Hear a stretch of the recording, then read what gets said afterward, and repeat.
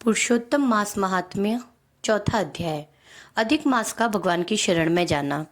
श्री नारायण बोले कि हे नारद जी, मैं लोकहित के निमित्त भगवान हरि से अधिमास ने जो कहा सो कहता हूँ, तुम सावधान होकर सुनो। अधिमास बोला, हे नाथ, हे कृपानिधे, हे हरे, मैं मलमास बलवानों से तिरस्कृत होकर यहाँ आया हूँ, फिर आप मेरी रक्षा क्यों नहीं करते? मुझे उन लोगों ने शुभ कर्म में वर्जित, अनाथ और हमेशा घृणा से देखा है। अब आपकी वह दयालुता कहाँ गई?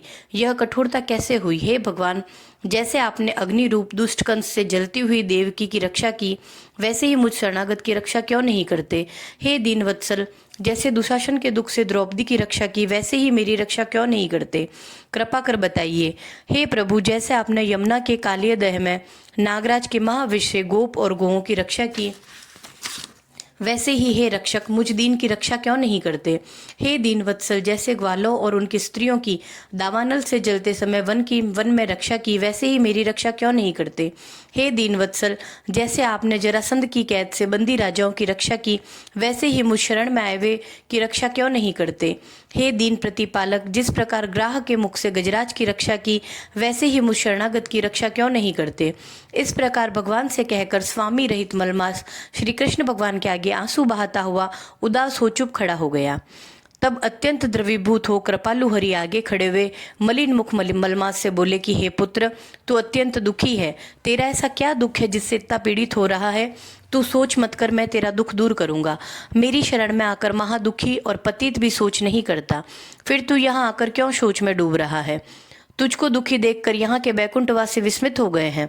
तू क्यों मरने की इच्छा करता है? सो कह। नारायण बोले, भगवान कैसे प्रिय वचन सुन मलवास जैसे सिर पर से बोझ उतार गया हो, कोई लंबी लंबी श्वास लेता हुआ इस प्रकार श्वास लेकर मधुसूदन भगवान से बोला कि हे प्रभु, आप गट गट के वासी हैं और सब जानते हैं, और आकाश की भांति संसार में व्याप्त हैं।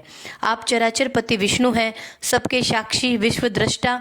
आप निरंजन निराकार रूप से सभी प्राणियों की व्यवस्था में स्थित रहते हैं। अतः हे जगन्नाथ, आपके बिना कुछ भी नहीं है।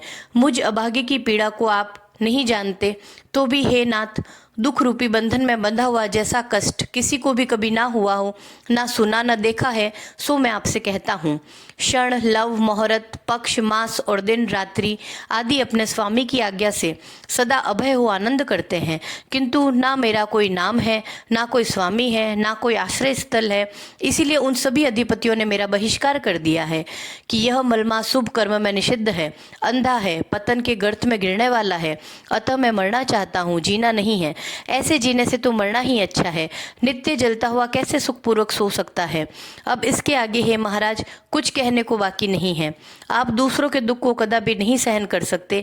आप तो परोपकार परायण हैं, इसी कारण वेद पुराणों में पुरुषोत्तम नाम से प्रसिद्ध हैं। आप अपने धर्म को देखकर जो चाहो सो करो। आप महाप्रभु हो, मैं तुच्छ मनुष्य की भांति बार बार कहने योग्य नहीं।